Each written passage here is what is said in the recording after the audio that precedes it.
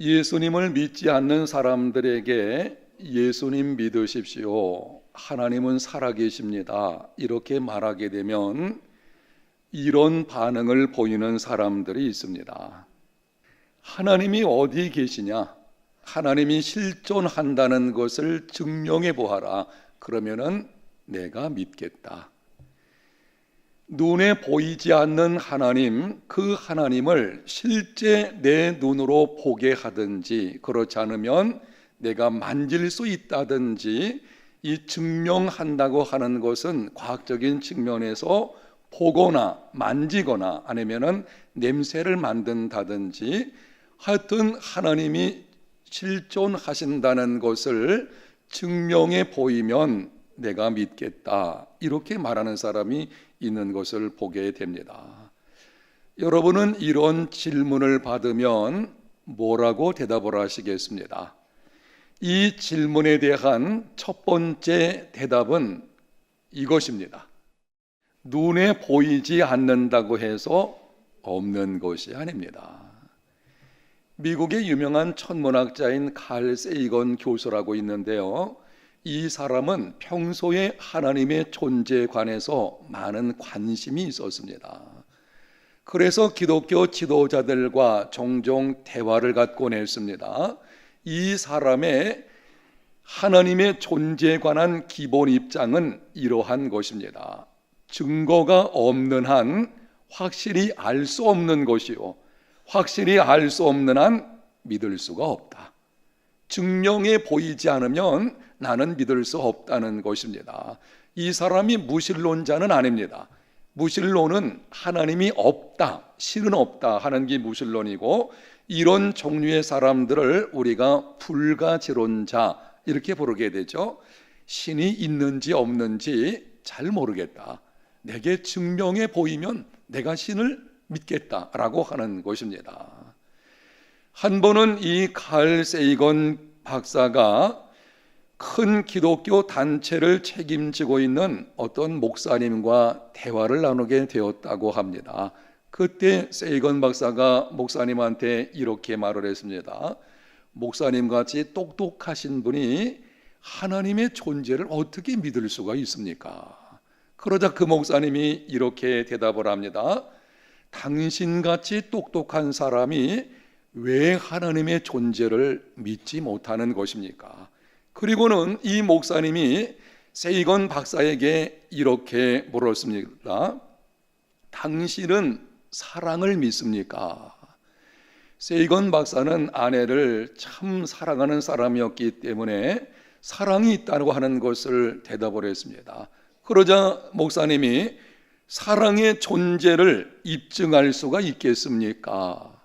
처음에는 그 존재를 입증할 수 있을 것 같아가지고 큰 소리를 쳤지만, 막상 설명을 하다 보니까는 이 사랑이라고 하는 존재에 관해서 말로 할 수 없는 그런 어떤 면이 있는 것입니다. 그래서 결국 그는 이렇게 말을 했습니다. 사랑에는 설명할 수 없고 입증할 수 없는 무엇인가 있습니다. 그러자 목사님이 대답을 합니다. 설명하거나 입증할 수 없다고 하나님을 부인하고 신앙을 부인하는 것은 바른 자세가 아닙니다. 여러분, 눈에 보이지 않는다고, 내가 이해할 수 없다고, 설명하거나 입증되지 않는다고 해서 존재하지 않는 것은 아닙니다. 여러분이 잘 아는 아주 쉬운 실례를 한번 들어서 말씀드리면, 이 예배당 안에 지금 공기가 가득 차 있습니다. 어떻게 할 수 있습니까? 우리가 숨을 쉬고 있잖아요. 이 사람이 숨을 쉬는 것을 보고서 공기가 있는 것이 분명하다. 하나님의 존재도 마찬가지입니다. 하나님은 눈에 보이지 않지만 인간이 그분에 관해서 증명될 수 있을 만큼 설명할 수는 없지만, 그분이 행하신 일들, 그리고 예수님을 믿는 사람들의 삶 속에서 하나님께서 그동안 여러 가지 측면에서 이루어 놓으신 일들, 이런 것을 볼 때에 하나님이 존재하신다는 것을 알 수가 있게 되는 것입니다. 눈에 보이지 않는다고 해서 없는 것이 아닙니다. 하나님은 증명의 대상이 아니고 믿음의 대상입니다. 무슨 대상이라고요? 믿음의 대상입니다.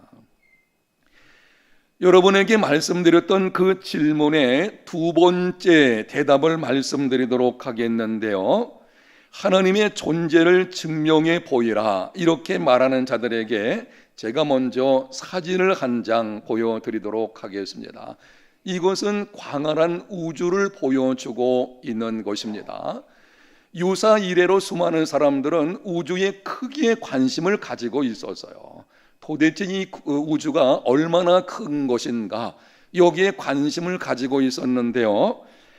우주의 크기가 얼마나 되는지를 과학자들은 우주의 반지름이 138억 광년이라고 합니다. 지구를 중심으로 해가지고 우주 끝까지 거리를 지금 현재 과학자들이 알고 있는 것만 해도 138억 광년이라는 것입니다. 1광년은 초속 30만 킬로미터로 다니는 빛이 1년 동안 가는 거리로서 약 9조 4,600억 킬로미터입니다. 여러분, 그러면 1광년이 9조 4,600억 킬로미터라면 138억 광년이라면 얼마나 크겠습니까? 이거는 인간의 어떤 지식을 가지고는 상상하기도 힘든 것입니다. 우주의 크기가 얼마나 큰지 상상이 잘 안 되니까는 어떤 사람이 이렇게 말을 했습니다. 지구는 우주의 크기와 비교할 때에 모래알 2억분의 1에 해당하는 미세한 입자에 불과하다. 그리고 태양계는 3.2cm의 탁구공에 불과하다. 여기 제가 모래알을 들고 있다고 해도 여러분 보이지 않을 것입니다. 너무 작아서.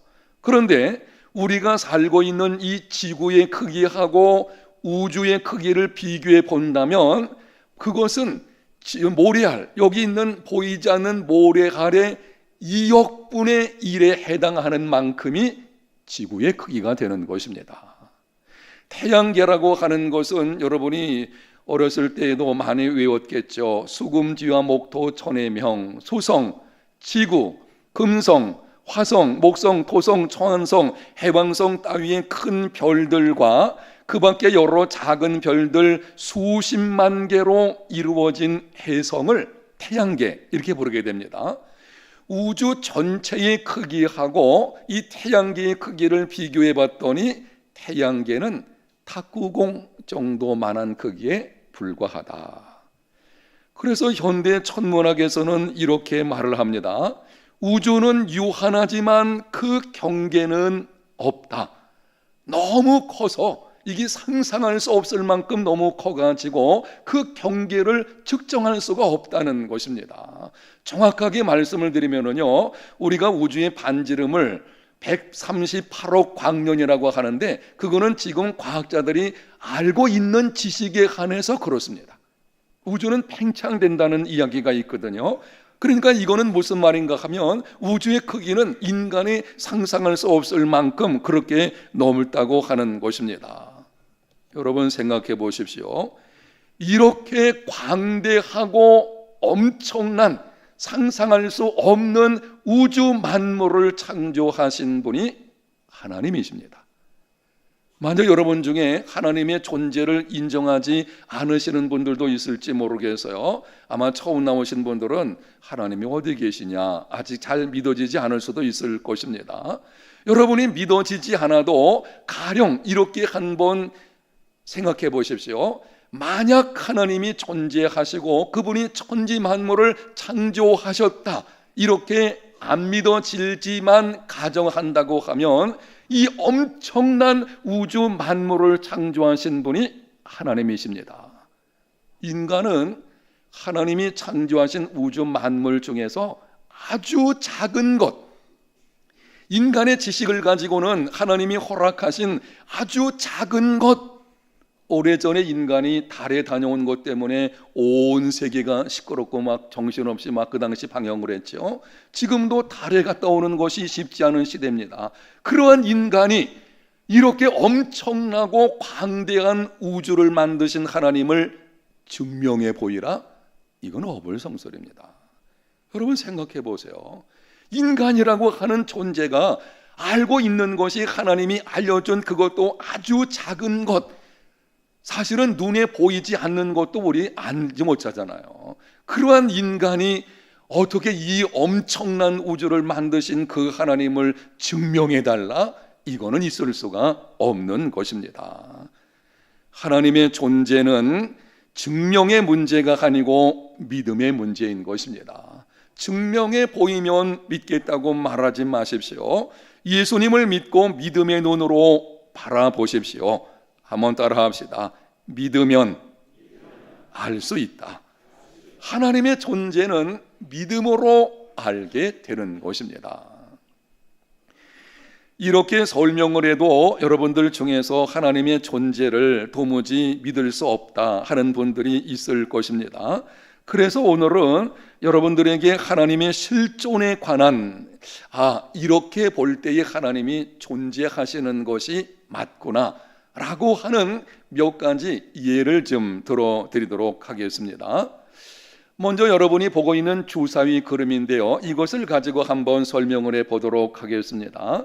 만약 여러분들이 미국의 유명한 라스베가스, 거기 가면은 도박 게임을 하게 되죠.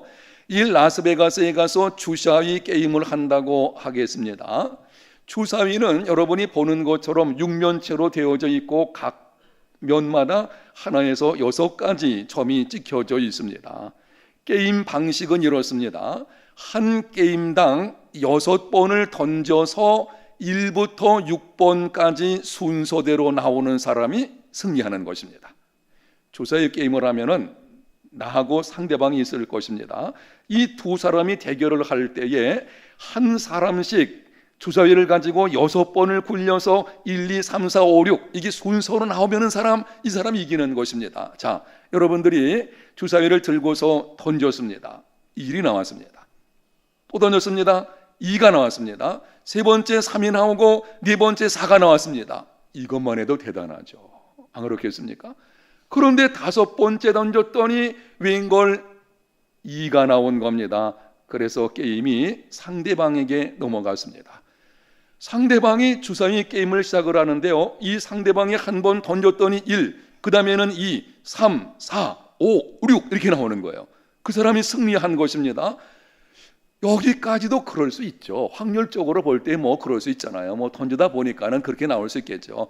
그럴 수 있겠지. 그래서 두 번째 게임을 하고 세 번째 게임하고 계속 게임을 하는데요, 놀라운 사실은 상대방이 던질 때마다 1, 2, 3, 4, 5, 6이 계속해서 나오는 것입니다. 이렇게 한 10게임 정도 진행되면은 여러분들이 뭐라고 말하겠습니까? 아마 이렇게 말할 것입니다. 저거 틀림없이 누군가가 그렇게 되도록 조작해 놨을 것이다. 안 그러겠습니까? 아니, 주사위 게임을 할 때에 10번을 계속해서 6번씩 던졌는데 1, 2, 3, 4, 5, 6 나온다는 게 있을 수가 있겠습니까? 그거는 누군가가 그렇게 되도록 조작을 해 놓았기 때문에만 가능하게 된 것입니다. 여러분, 그럼 생각해 보세요. 우주 만물은 주사위 1, 2, 3, 4, 5, 6이 나오는 것보다 훨씬 복잡합니다. 여러분이 우주 만물을 보게 되면 이 우주 속에는 온갖 다양한 것들이 있고요, 그리고 수많은 것들이, 측량할 수 없는 엄청난 것들이 많이 존재하고 있습니다. 그런데 그 엄청난 것들이 매일같이 만들어졌을 때부터 지금까지 수천억 년 이상 동안을 그곳에서 질서 있게 움직이고 있는 것입니다. 아침에 눈을 뜨면 있는 그 자리에서 여전히 모든 것이 질서 있게 우주 만물이 움직이고 있는 것을 볼 수가 있습니다. 여러분, 이거 어떻게 설명하겠습니까? 주사위 게임을 할 때에 1, 2, 3, 4, 5, 6이 몇 번 반복하는 것도 우리가 그거 틀림없이 조작이다, 누군가 그렇게 되도록 만들었을 것이다 한다면 이 우주 만물의 다양성과 질서를 볼 때에는 이거는 절대로 우연이 아닙니다. 이건 누군가가 그렇게 되도록 만들어 놓았기 때문에 질서 있게 움직이는 것입니다. 바로 그분이 하나님이십니다. 여러분이 하나님을 인정하지 혹시 않는다고 할지라도 어떤 절대자만이 그렇게 할 수 있다라고 생각이 들게 될 것입니다. 그 절대자는 성경에서 천지만물을 창조하신 하나님이시라고 말씀하고 있고 바로 하나님께서 실존하신다는 것을 우리가 추론해서 알 수가 있습니다. 또 한 가지 여러분들에게 말씀을 드리면요, 연력학 제2법칙이라는 물리학의 법칙이 있는 것을 보게 되는데요, 연력학 제2법칙이 어떤 것인지는 자세하게 말씀드리진 않겠습니다. 그러나 분명한 사실은 이것입니다. 물리학에서 연력학 제2법칙에 의하게 되면 우주에 사용 가능한 에너지는 점차 고갈되어지고 있다고 합니다. 이 우주 만물에 존재하는 것은 영원한 것이 아니에요. 시간이 흐를수록 그 에너지가 감소한다는 것은 조금씩 사라지고 있다는 것입니다. 가장 좋은 신뢰로 여기 서 있는 저를 가지고 말씀드리면 이렇습니다. 저라고 하는 존재가 시간이 흐를수록 점점 나이를 들어서 약해지게 되죠. 바로 그런 거예요. 모든 것은 에너지가 점차적으로 감소되는 것을 보게 됩니다. 우주는 영원하지 않습니다. 생각해 보세요. 에너지가 점점 감소되고 있다는 것은 영원하지 않다는 것입니다. 영원하지 않다는 것은 시작점이 있다는 것입니다. 시작점이 있다는 것은 누군가가 그것을 만들었다는 것입니다. 여러분이 조금 이해를 돕게 다시 한번 설명드리겠는데요, 가만히 여러분이 지성을 좀 동원해 가지고 생각해 보십시오. 어떤 것이 점차적으로 쇠퇴하고 있다라고 하는 것은 영원하지 않다는 거예요. 그리고 영원하지 않다는 것은 시작점이 있다는 뜻입니다. 시작점이 있다고 하는 것은 누군가가 그것을 만들었다고 하는 것입니다. 그렇다면 그것을 누군가가 만들었을 텐데 누가 만든 것입니까? 여러분들에게 한 가지 그림을 좀 보여드리겠는데요, 우주 만물을 저 둥근 원 안 속에다가 다 집어넣었다고 한번 생각을 해보시기를 바랍니다. 여러분이 영상에서 보고 있는 대로 우주 만물은 서로 의존되어져 있고 그리고 시간이 흐를수록 쇠퇴하고 있습니다. 좀 전에 말씀드린 것처럼 쇠퇴하고 있다는 것은 이 우주 만물이 영원하지 않다는 것이고 시작점이 있었다는 것이고 누군가 만들었다는 거예요. 둘 중에 하나입니다. 저 원, 우주 만물, 저 원 안에 있는 어떤 존재가 만들었든지 아니면 원 밖에 있는 어떤 존재가 만든 것입니다. 둘 중에 한 가지예요. 우주 만물이 시작점이 있고 만들어진 누군가가 있다. 그럼 둘 중에 하나죠. 안에서 있든지 밖에 있든지. 우주 만물이 존재하게 된 것이 원인이 원 안에 있다고 주장하는 사람들은 이렇게 이야기를 합니다. 저 대기 중에 떠도는 가스덩어리가 우연히 충돌함으로, 진화론자가 그렇게 말하죠. 이 가스덩어리가 있었는데 가스덩어리가 우연히 충돌해 가지고 미생물이 되었고 그 미생물이 점차적으로 고등생물로 진화가 됐다, 이렇게 주장하는 것을 보게 되는데요, 이런 주장은 두 가지 논리적인 측면에서 그리고 확률적인 측면에서 심각한 문제를 안고 있습니다. 자, 논리적으로 한번 보십시오. 저 우주 만물 원 안에 존재하고 있던 어떤 가스덩어리들이 우연히 충돌해 가지고 미생물 무슨 아메바 같은 것이 만들어졌다. 그럼 이렇게 물어볼 수 있잖아요, 논리적으로. 그럼 그 가스덩어리는 도대체 어디서 온 거냐? 이게 설명이 안 되는 것입니다. 확률적으로 말씀을 드리겠습니다. 사람의 몸은 세포로 되어져 있는데요, 인간의 세포가 중에서 세포 하나, 인간 세포의 하나 속에는 아미노산 20만 개가 있다고 합니다. 야, 놀랍죠? 사람에게 엄청나게 많은 세포로 이렇게 이루어지는데요. 우리 인간 몸의 세포 하나 속에 20만 개의 아미노산이 존재하고 있는데요. 천문학자인 프레드 호일이라는 사람이 우리 세포 속에 있는 아미노산 20만 개가 우연히 한 세포로 합쳐질 확률을 계산을 했다고 합니다.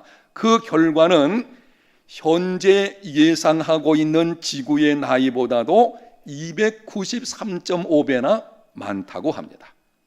아니, 인간 세포 하나 보이기도 어렵죠. 이 세포 하나에 20만 개의 아미노산인데 그게 우연히 이 20만 개가 막 우연히 떠돌다가 세포로 딱 만들어지는, 이게 얼마나 오랫동안 걸리는지 계산해 봤더니 지구의 나이보다 293.5배, 지구가 존재하기 전에 그것보다 훨씬 더 많은 시간이 필요하다는 것입니다.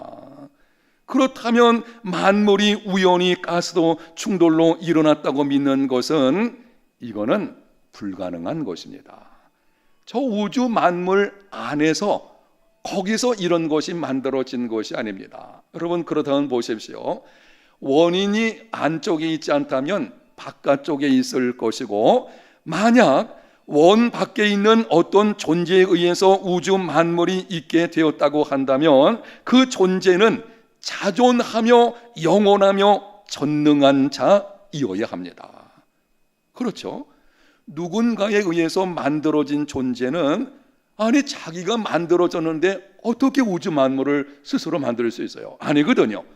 우주 밖에 있으면서 자존하며 그리고 영원한 존재이며 전능한, 이 우주 만물을 있게 할 만큼 전능한 자, 바로 그 절대자만이 우주 만물을 만들었다고 추론할 수가 있습니다.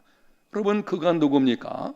놀랍게도 성경은 하나님이 자존하시며 영원하시며 전능하신 분이시라고 말씀을 하십니다.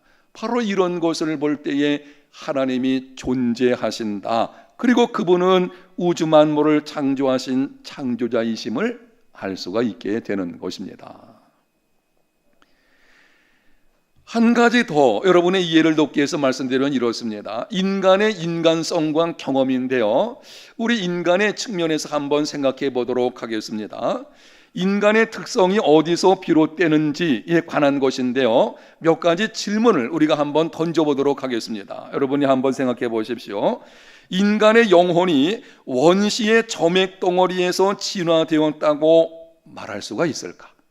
생각해 보세요. 우리 몸, 이 몸이라고 하는 것은 그냥 인정하기 어렵지만, 그래도 그래, 이 몸이라고 하는 것은 진화론 그럴 수도 있겠다, 이렇게 생각할 수 있을 것입니다. 그런데 인간은 몸만 가지고 있는 것이 아니거든요. 영혼을 가지고 있어요. 근데 영혼이라고 하는 것은 도무지 진화론이나 이런 것으로 설명이 되지 않는 것입니다.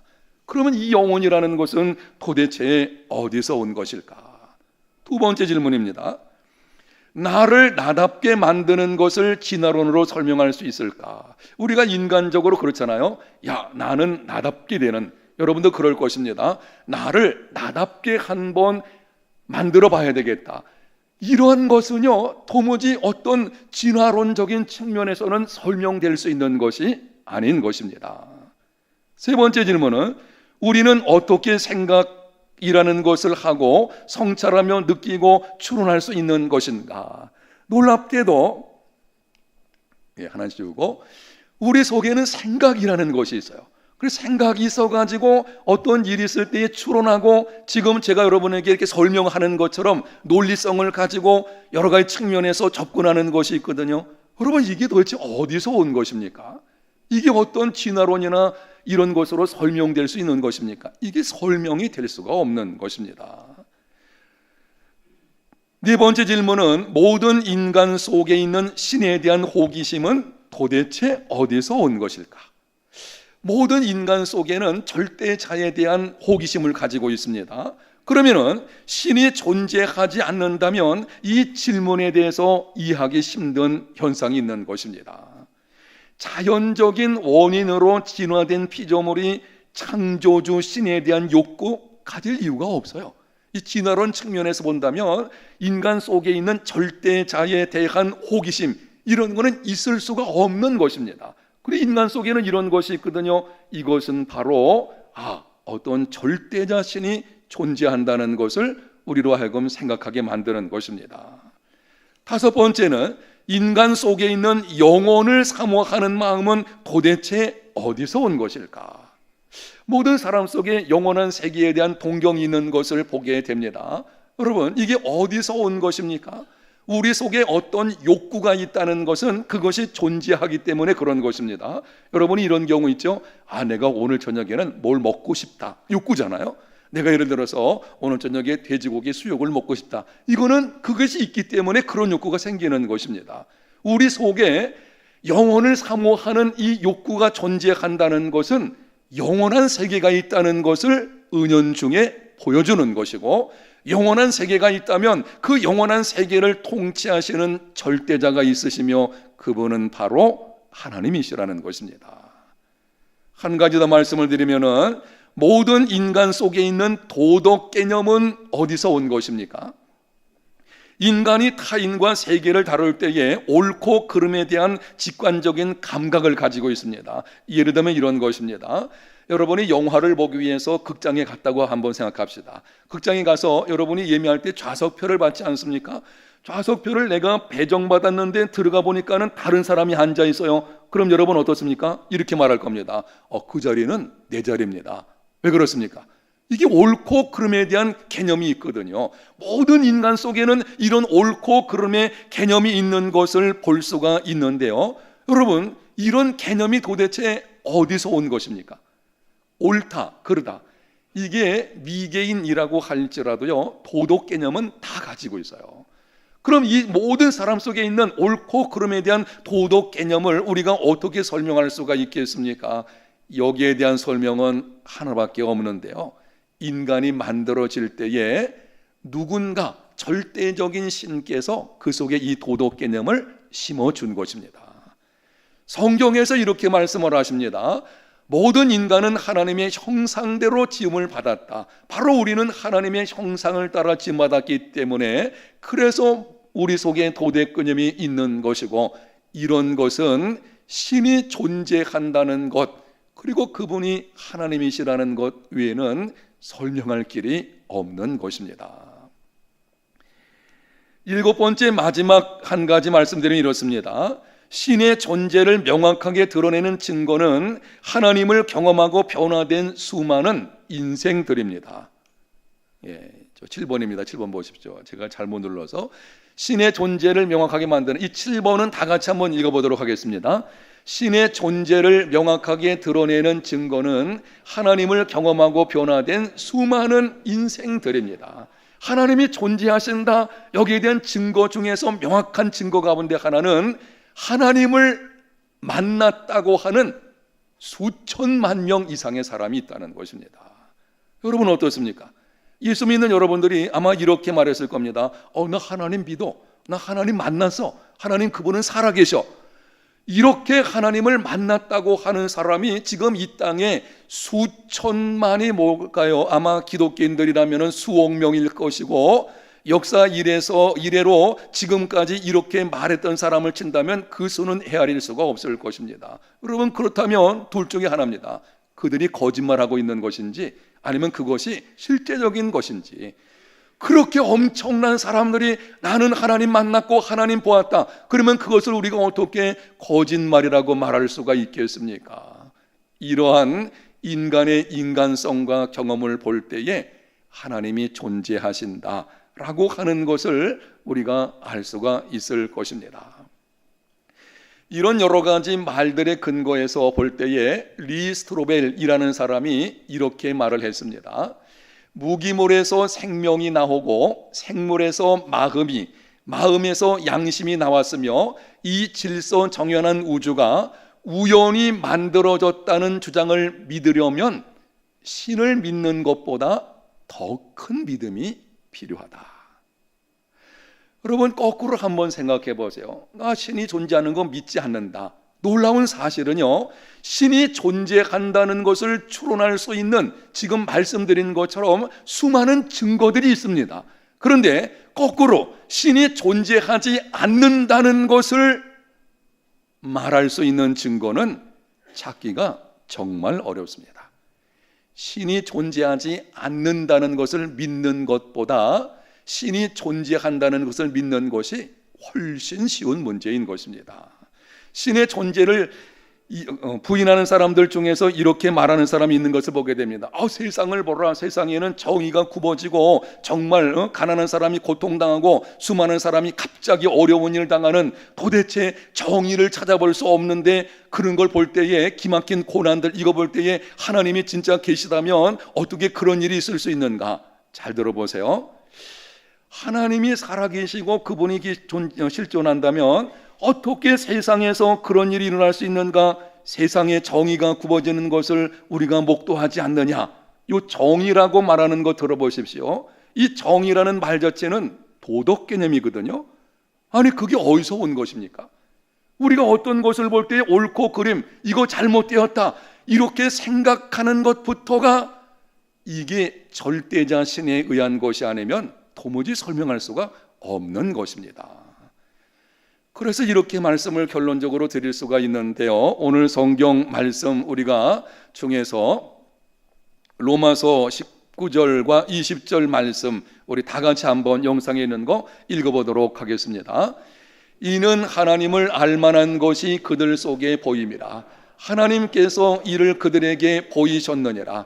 창세로부터 그의 보이지 아니하는 것들 곧 그의 영원하신 능력과 신성이 그가 만드신 만물에 분명히 보여 알려졌나니 그러므로 그들이 핑계하지 못할지니라. 아멘. 하나님이 만드신 천지 만물, 이 땅에 존재하는 수많은 것들, 바로 그것이 하나님이 존재하신다는 것을 보여주는 것입니다. 좀 전에 제가 여러분들에게 여러 가지 경우를 들어 설명한 것이 바로 이러한 것입니다. 이 우주 만물, 거기에서 보여지는 것, 어떤 법칙들, 이런 것을 볼 때에 절대자가 존재하시는구나, 신이 존재하는구나. 그런데 그 신은 오직 하나님 한 분밖에는 없습니다. 여러분 가운데 신들이 세상에 많이 있는데 무슨 하나님만 신이냐, 이렇게 보시면 됩니다. 우리가 적어도 신이라고 인정을 하려고 하면은 세 가지 조건이 충족되어야 된다고 말씀을 드릴 수가 있는데요. 첫째는 이렇습니다. 스스로 있는 자만이 신이 될 수가 있어요. 누군가에 의해서 만들어진 것은 신이 될 수가 없는 것입니다. 스스로 존재하는 분, 이분만이 신이라고 할 수가 있습니다. 두 번째는 전능한 자만이 신이 될 수가 있습니다. 천지 만물을 창조할 만큼 전능한 능력을 가지고 있는 그분만이 우리가 신이라고 할 수가 있을 것입니다. 세 번째는 선한 인격을 가진 자, 이건 이런 뜻입니다. 알고 보고 듣고 느끼고 이런 인격을 가지고 있어서 실제 우리 삶 속에 찾아와서 우리 삶을 돕고 이끌어 가시는 분, 바로 그분만이 신이라고 할 수가 있을 것입니다. 절대자라고 하면서 우리와 상관없는 저 먼 초월적인 존재라면 우리가 그거를 어떻게 신이라고 말할 수가 있겠습니까? 우리의 모든 것을 알고 실제 찾아와서 인격적으로 교제하고 함께하는 존재, 이분만이 신이라고 할 수가 있는데요. 여러분 영상에 있는 세 가지 한번 보십시오. 스스로 있는 자, 전능한 자, 선한 인격을 가진 자, 이런 신이 있다면 그가 누구입니까? 놀랍게도 성경에 보게 되면은 이렇게 말씀을 합니다. 출애굽기 3장 14절, 하나님이 모세에게 이르시되 나는 스스로 있는 자니라. 창세기 1장 1절, 태초에 하나님이 천지를 창조하시니라. 출애굽기 3장 7절과 8절, 여호와께서 이르시되 내가 애굽에 있는 내 백성의 고통을 분명히 보고 그들이 그들의 감독자로 말미암아 부르짖음을 듣고 그 근심을 알고 내가 내려가서 그들을 애굽인의 손에서 건져내고 그들을 그 땅에서 인도하여 아름답고 광대한 땅, 젖과 꿀이 흐르는 땅으로 데려가려 하노라. 실제로 우리 속에 내려오셔서 인도하시고 이끌어가시고 도우시는 분에 대해서 설명을 하는 것입니다. 여러분 좀 전에 말씀드린 세 가지 조건에 대해서 성경은 그분은 하나님뿐이라고 말씀을 합니다.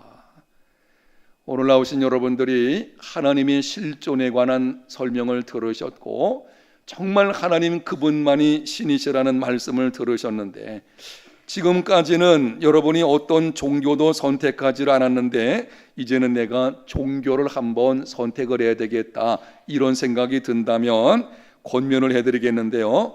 여러분 이렇게 하십시오. 하나님을 선택하십시오. 왜냐하면 그분만이 신이시기 때문에 그렇습니다. 세상을 보면 신이 아닌 것을 신으로 섬기는 어리석은 일들이 있는 것을 보게 됩니다. 하나님 그분만이 실존하시고 하나님 그분은 스스로 계시고 전능하시고 인격을 가지고 우리 가운데 운행하시는 분이십니다. 하나님을 선택하고 하나님 그분을, 예수님을 믿고 섬기고 그분 안에 거하는 믿음의 삶이 되시기를 바랍니다. 하나님의 실존에 관해서 혹시 의심이 있었던 분들은 이 말씀으로 말미암아 확신 가운데 거하기를 바라고, 결론적으로 말씀드리면 이렇습니다. 하나님 그분을 증명해 보일 수는 없어요. 그렇게 엄청나고 광대하신 분을 우리가 어떻게 증명할 수 있겠다고 하겠습니까? 다만 우리는 그분이 실존하신다는 것을 추론할 수는 있어요. 그런데 이 추론의 내용을 들어보게 되면 그분이 실존하신다는 것을 믿지 않는 것보다 믿는 것이 훨씬 쉽습니다. 하나님 그분의 실존을 믿고 그 안에 거하는 오늘 나오신 저와 여러분 모두가 꼭 되시기를 예수님 이름으로 축복합니다.